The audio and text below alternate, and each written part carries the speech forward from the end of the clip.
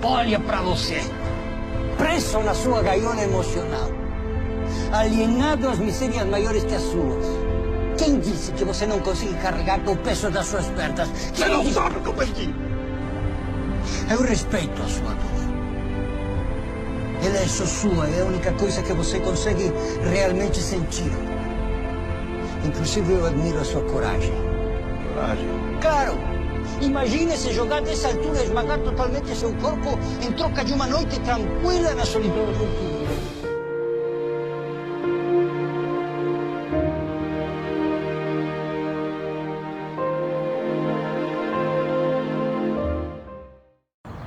Meu nome é Henrique, eu tenho 18 anos e eu tenho depressão desde os 11, que tudo começou... Minha família tem um histórico de depressão fortíssimo, todo mundo, pelo menos toda geração tem uma pessoa que já se matou, pelo menos. Meu avô foi dado como suicídio na ditadura militar e minha tia morreu de depressão pós-parto. E isso fez depressão virar um tabu na minha família, não se fala de depressão, e se falar, todo mundo inventa que foram, sei lá, espíritos malignos, alguma coisa do tipo, justificativas que não existem. E isso meio que rondou quando os sinais apareceram, quando eu tinha 10, 11 anos, eu comecei a procurar terapia. E eu acredito, pelo menos, que a minha depressão surgiu de um complexo de inferioridade que foi crescendo, que eu fiz crescer e que os outros ajudaram a crescer também. Eu sou Luciana Faria, tenho 43 anos e já passei por 2 períodos assim de uma depressão bem forte, mas que foram diferentes. Da primeira vez eu era nova, perdi meu primeiro emprego e aí foi uma depressão que eu fiquei prostrada em casa, não tinha vontade de nada, mas também nesse primeiro momento eu nunca tive ideia nenhuma de suicídio, de nada, eu só não via mais alegria em fazer nada, mas nunca me passou tirar minha vida pela cabeça. Eu me chamo Catarina, hoje eu tenho 44 anos e vim aqui, né, tentar ajudar as pessoas que precisam dessa ajuda, de uma palavra, de como você, né, sair dessa depressão e que essa depressão nos leva a tentar suicídio. E é um assunto, né, que é difícil de ser falado e é difícil de ser assumido por nós mesmos, né? Eu não consigo enxergar um início, né? O que mais me doía era sentir que eu deveria estar feliz, eu estava na faculdade, não tinha nenhuma grande mudança ou tristeza acontecendo, mas eu não conseguia, simplesmente. Senti um vazio, uma angústia de estar sentindo algo assim. E eu passava a encarar as pessoas, tanto em casa ou na rua, e não sei, ficar observando, me perguntando se elas sentiam isso também. Às vezes eu achava que era só eu e às vezes eu achava que todo mundo estava assim. E eu ficava simplesmente vagando no dia a dia. As coisas iam crescendo até que chegou um ponto de se tornar desesperador mesmo.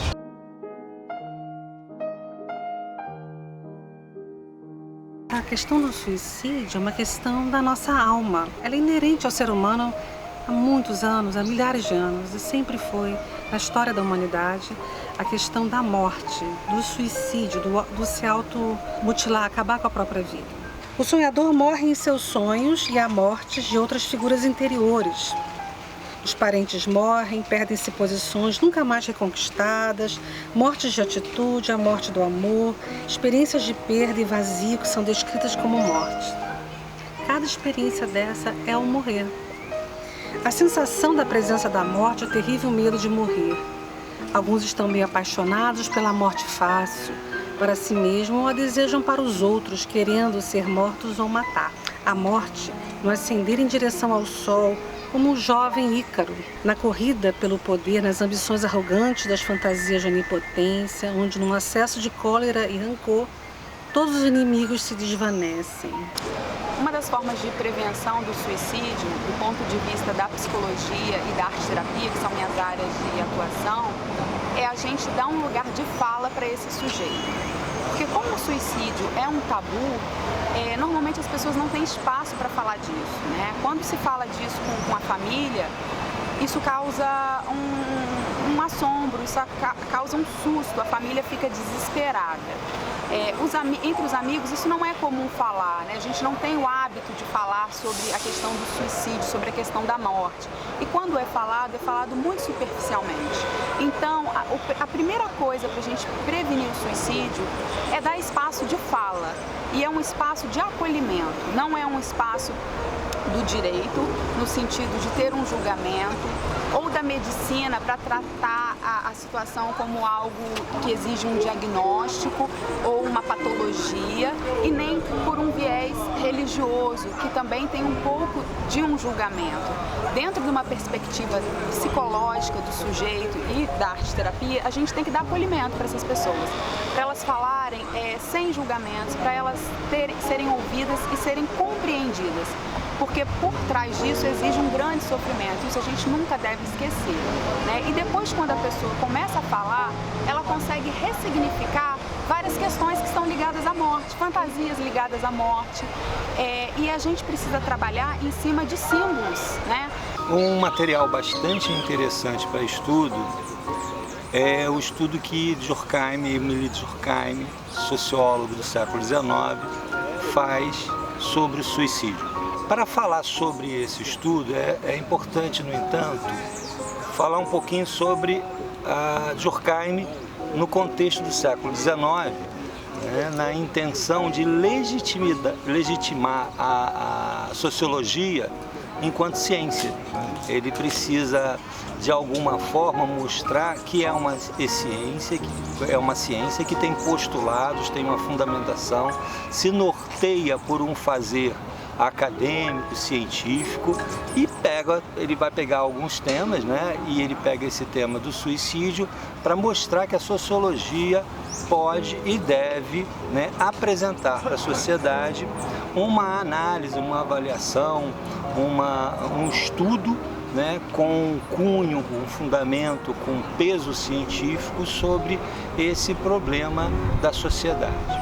Aquele irmão que busca o suicídio, ele tem nos primórdios duas vertentes, tanto a psicológica quanto a espiritual.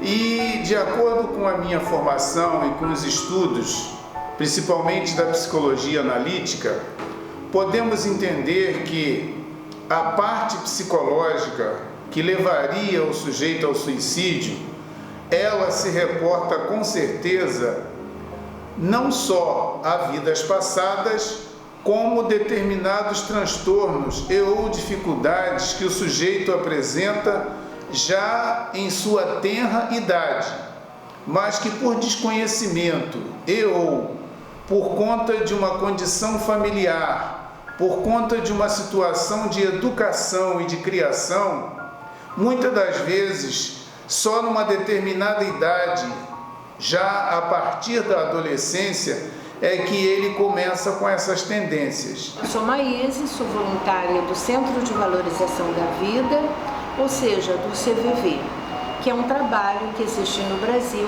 desde 1962. Nós temos um longo caminho pela frente. O CVV, ele foi criado em 62 em São Paulo. Atualmente, em quase todos os nossos estados, temos vários postos CVV, somos cerca de 100 postos. Então, nós temos um grupo que somos treinados para ouvir aquelas pessoas que precisam falar de si, aquelas pessoas que acham que não tem ninguém que as ouça. Muitas vezes, elas nem vivem sozinhas, vivem rodeadas de parentes, mas elas não têm uma abertura para falar de si, porque as pessoas costumam se afastar daquelas pessoas que estão passando por um momento difícil. Então, quando uma pessoa chega perto do outro para mostrar o seu lado mais frágil, que é aquele momento em que ela está se sentindo diminuída, que ela está se sentindo excluída da sociedade, da família, quer seja por qualquer motivo.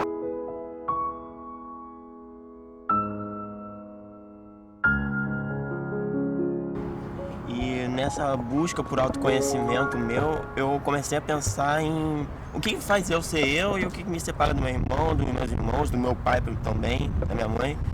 E aí eu descobri o cinema, cara, e eu sempre gostei muito de ir no cinema, eu gostava muito mais de cinema do que de praia, eu odiava ir na praia, e minha família inteira gostava, eu comecei a pensar, tá, beleza, isso é uma coisa que me separa as duas demais.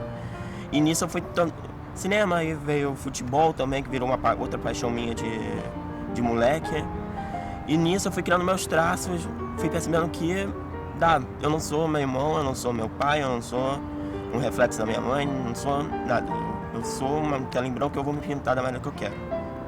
Não via muita satisfação nas coisas que eu fazia e cada vez que eu errava no trabalho, aquilo me botava mais para baixo, porque eu tomava bronca e a bronca me fazia eu me sentir cada vez pior, me sentir cada vez um lixo maior, sem motivo, por que eu estava fazendo aquilo, por que eu estava ali, que eu não tinha mais valor nenhum.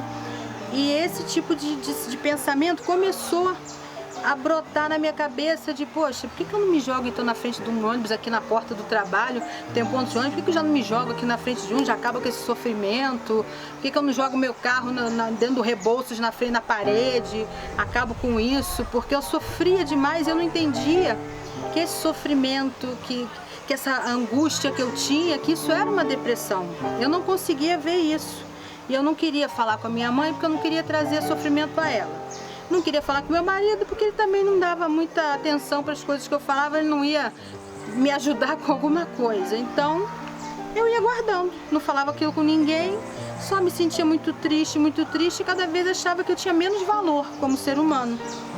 Eu comecei a ter depressão há 13 anos atrás e aí ao decorrer desses 13 anos, né, vem acontecendo coisas, você vai perdendo, né, expectativa de vida, porque você vai ficando mais sozinha ainda, os filhos vão crescendo, os problemas vão aparecendo e aí você começa a se sentir mais fragilizada ainda.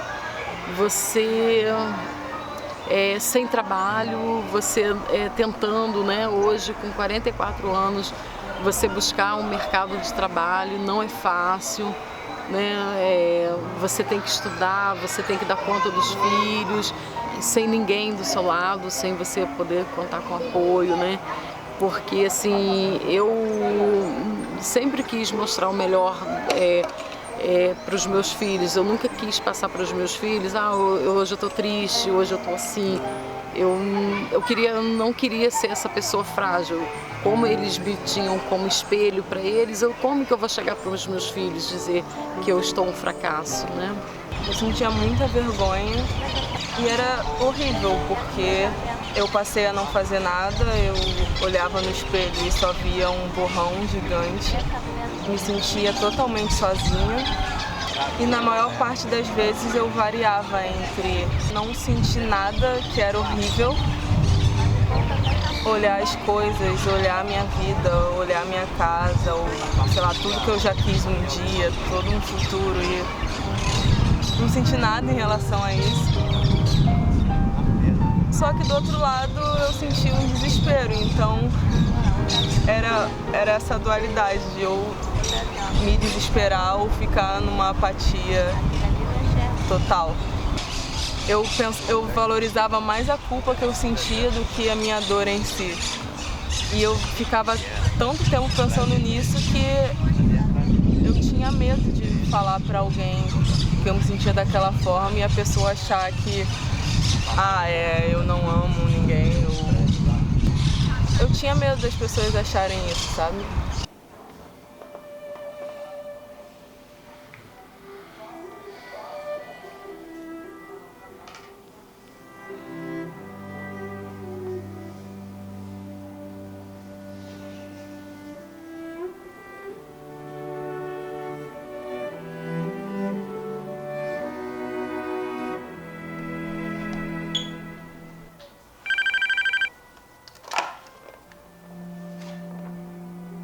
Boa noite, pois não, em que posso ajudar? Boa noite. Eu estou muito tenso, nervoso, depressivo. Me sinto uma dor muito grande, não estou suportando tanta dor. Tenho vontade de sumir, fugir, morrer. Fique calmo.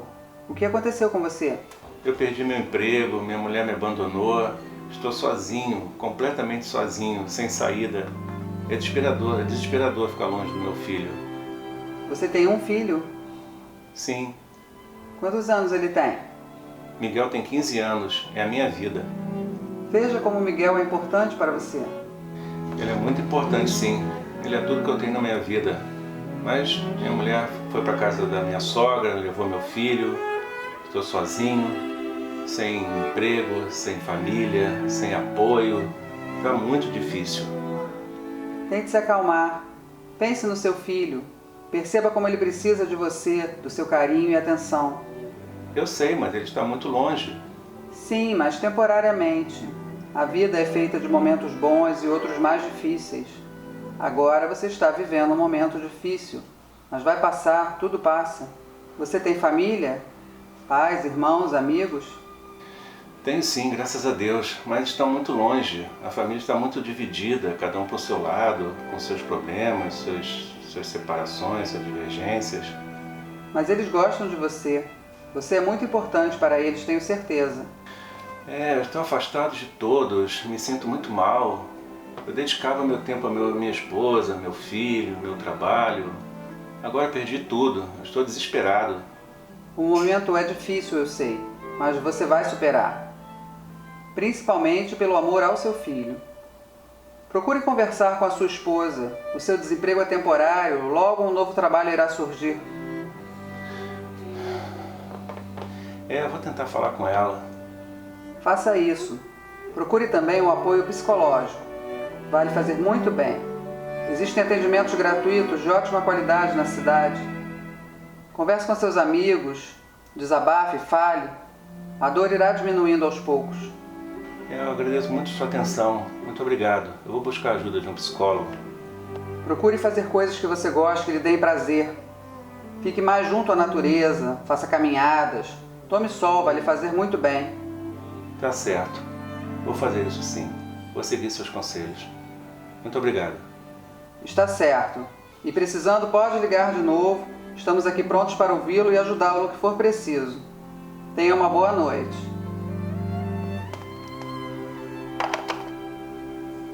O estudo de Durkheim ele faz algumas considerações bastante interessantes e que nos leva a conclusões e a compreensões bastante claras acerca do nosso olhar sobre a sociedade, né?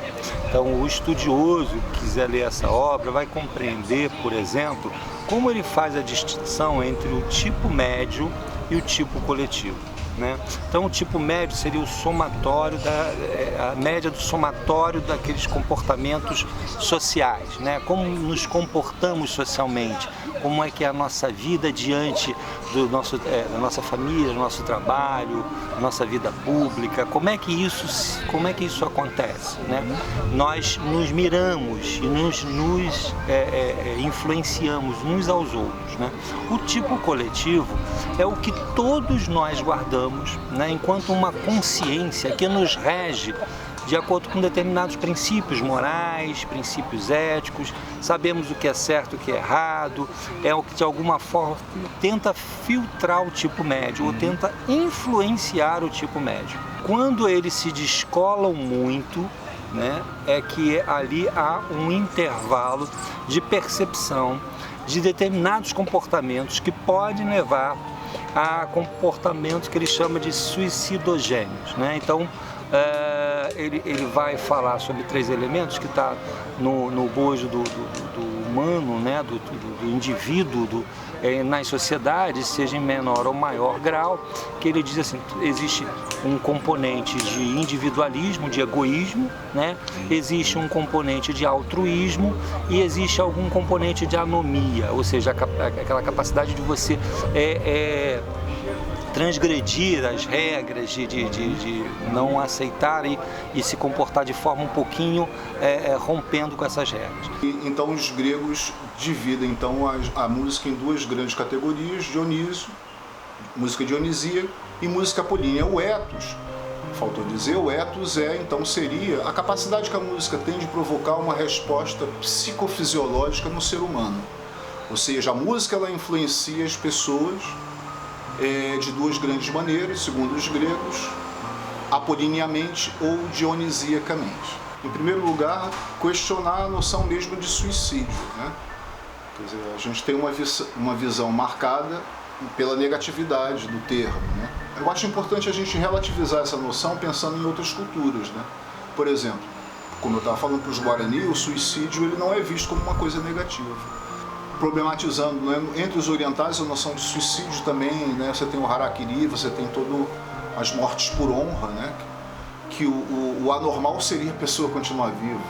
E eu entendo que há pulsão de vida e pulsão de morte em todos nós. Como é que a música pode ajudar nisso, a equilibrar? Eu acho que a gente volta para a questão do ethos e do afetos. Acho que seria uma temeridade afirmar que a música pode evitar o suicídio, não é isso, né? Afirmar isso, mas que ela pode suscitar no indivíduo a potência de vida que faça com que esse indivíduo possa, em alguma medida, lutar contra ele mesmo ou harmonizar Eros e Thanatos dentro dele, melhor dizendo, né? Então, se há uma harmonia de luz e trevas, então, nesse sentido, a música pode sim entrar como uma ferramenta muito importante para motivar o indivíduo a conviver consigo mesmo e com os outros, o que não é fácil. Primeiro sinal de pensamento de suicídio, a primeira hipótese, tipo, e se eu morrer hoje, como é que vai ser? Eu me imaginar o funeral, né, que é a coisa mais infantil possível. Procurar ajuda e abandonar os traços e laços tóxicos, sabe? Desvincular mesmo. Se é seu pai, se é sua mãe, se é sua família, se são os amigos, cara, se desvincula, se afasta. Não é porque você se afastou das pessoas que fazem você mal que você vai continuar a ficar bem de imediato. Porque tem o nosso também, tem a gente faz mal a nós mesmo. E é perceber por que a gente se auto-julga e por que isso nos deixa tão para baixo. Eu só fui falar quando a minha chefe me confrontou e botou minhas cartas na mesa. Falou, olha, ou você procura uma ajuda ou você tá fora. Mas assim, eu tentaria recomendar que fosse atrás, que visse, se você está se sentindo muito estranho, tá com esse tipo de pensamentos que você não tem valor nenhum, que é muito sofrimento, pensa em tirar sua vida por algum motivo que seja, tenta dividir isso com alguém, tenta fazer esse esforço. Eu não consegui. Conversa com alguém, mesmo que seja um desconhecido, mas tenta desabafar, ver se essa pessoa te dá uma ideia, né, de procurar um médico. Se você vê alguém, um vizinho, que você tem um pouco mais de confiança, abre com ele seu coração, pede ajuda de um médico para marcar um médico para ir com você numa consulta. E o que me ajudou, né, a tirar esse sentimento, né, a valorizar a vida, a encontrar luz, foi uma religião. Há 4 anos atrás, quando eu peguei uma faca para cortar o meu pulso, eu joguei a faca no chão e me ajoelhei e pensei nos meus filhos. Deus, eu preciso de você, eu preciso de ajuda.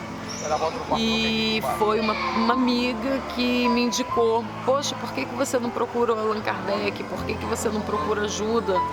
Mas e ali, e aqui perto de você, é uma religião que você vai buscar, não interessa qual seja, mas busca Deus em algum local, alguém que possa buscar você para você, né? Acreditar em você, porque você tem que acreditar em você, você tem que fortalecer, né? Você tem que ter essa busca, e essa busca eu encontrei no Allan Kardec.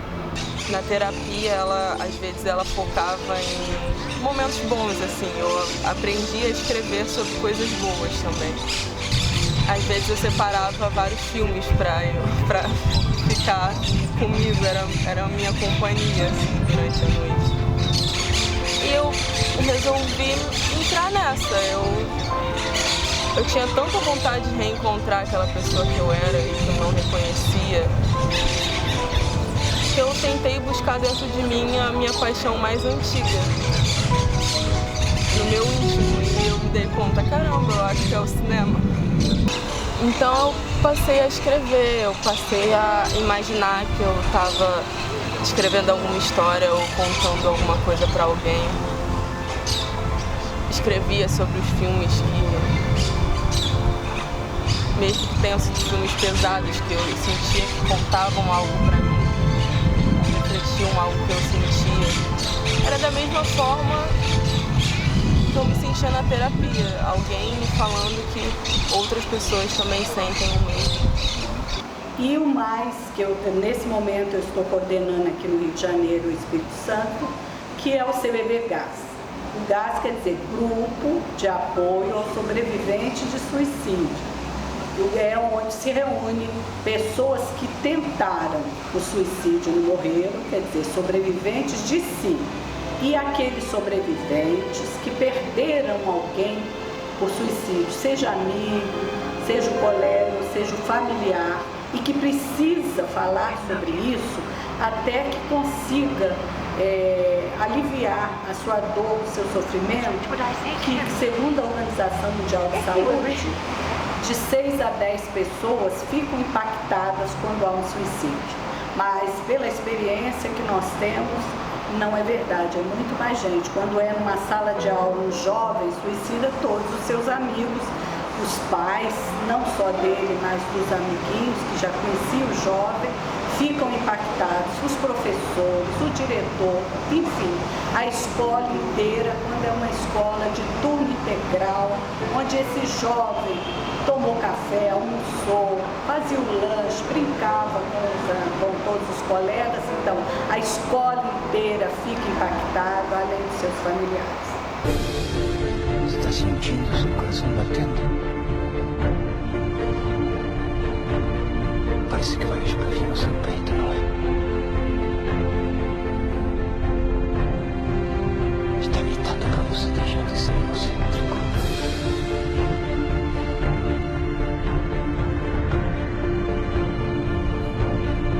Seja lá o que você pretende encontrar lá embaixo, tem uma chance as dúvidas que estão surgindo aqui em cima. O suicida não quer se matar. Quer matar a sua dor. Eu vendo que o dinheiro não pode comprar. Coragem para os inseguros. Os antigos fóbicos. Sensatez para os incautos. E para os suicidas. O que é que você mede? Uma vírgula.